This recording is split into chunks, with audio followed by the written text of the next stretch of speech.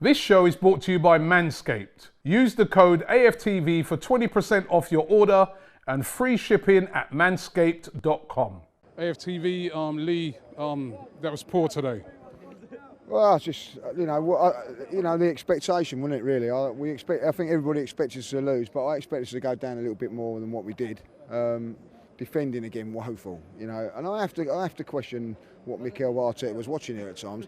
Tierney was bombing on, right, and he was getting exposed down at left-hand side. Just turn around and say to him, get back into a position, play left back for 20-25 minutes, be solid, and then go again. But he was bombing on, 2 goals from it. So don't learn our lessons. And I have to say, Robbie, we could still be out there now. We ain't going to score. Never actually looked like scoring, Yeah, we looked like we got outclassed out there today, didn't we? Yeah, we was. Listen, let's get a couple of facts right. Chelsea are a very, very good side. Let's be honest. They're the champions of Europe. You've got to remember that. They're champions of Europe, and then went and signed Lukaku. They're a very, very good side. They've got some really, really good players, and caused us all sorts of problems. I'll give him that. Mari actually didn't look quite the same player. So because Lukaku, £97 million, showed him what he really is. But ultimately, we haven't got our defence in there. But there are excuses that will come out. But ultimately, we never look like scoring today. Now, people can turn around and say the second half was better. Chelsea good teams they ain't going to know. They just managed it, cautious, making sure that they weren't going to give us anything today. Anything. Although we did have a couple of chances. There was that chance that fell to Rob Holding, the header. I think he should have done better with that. That could have brought us back in. I think there was one of Smith Rowe as well, had a chance that he should have done better with as well.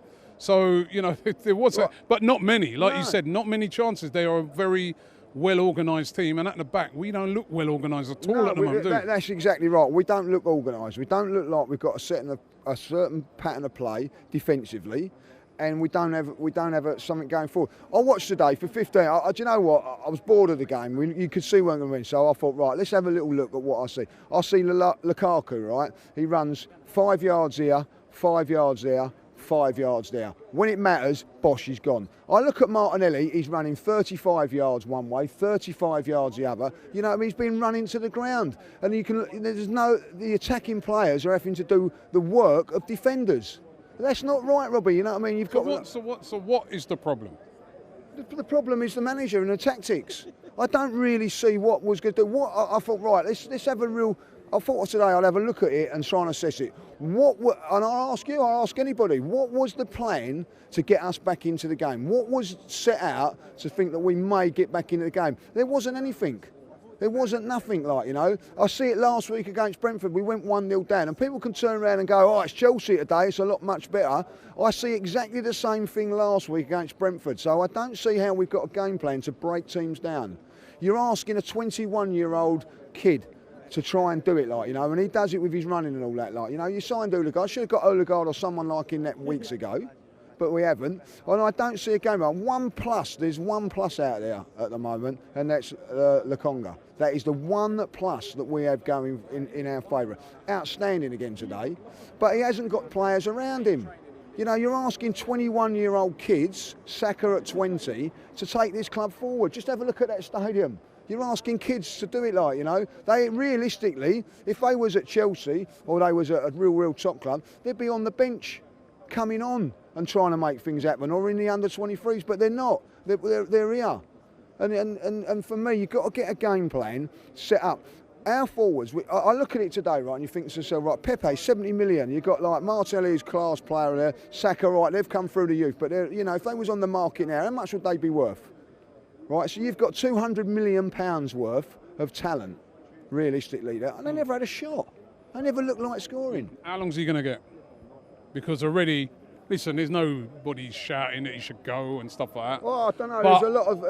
There was a lot of discontent in here today, Robbie. Come on, you don't. No. I don't think there's no chance that he should go in that. But there's grumbles, right? But how long really? Listen, we lose on Wednesday night. He's gone.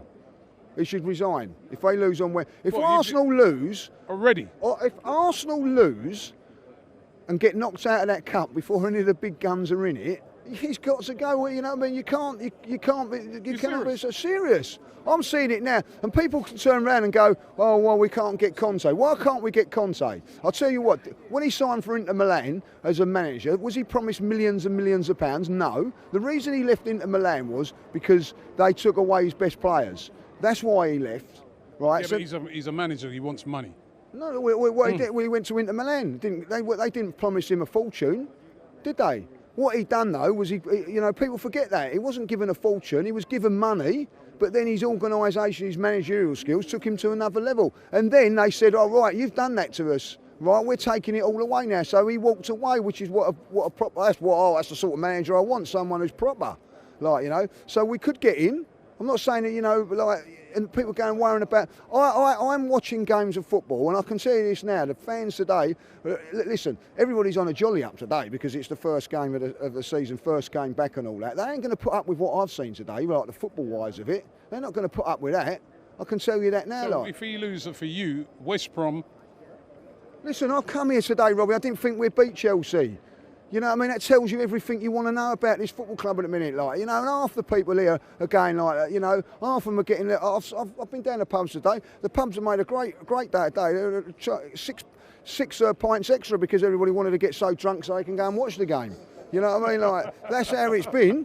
Right now, I've better take another one before I go in. Yeah, because they knew what was coming. Right now, if you think that's going to, and that shouldn't be Arsenal. You should at least feel that you've got a chance of winning a game of football, Robbie. Listen, I've had a great weekend, a fantastic weekend, and then 4:30 it's doom and gloom. As soon as it kicks off, when someone said to me in there, "Well, no, it was 4:40." You know what I mean? 10 minutes and we're a goal down. I honestly listen. Mikel Arteta, I really wanted it to work with Mikel Arteta, and I backed him and been called names and all that for backing him and all that But here, this moment in time has lost my trust. As a fan, he has lost my trust, and he ain't gonna. I don't think he's actually going to get it back by beating West Brom. But I tell you what, lose to West Brom, and he's in all sorts of trouble, Robbie. You know what I mean? 2 games without scoring. I haven't looked like scoring.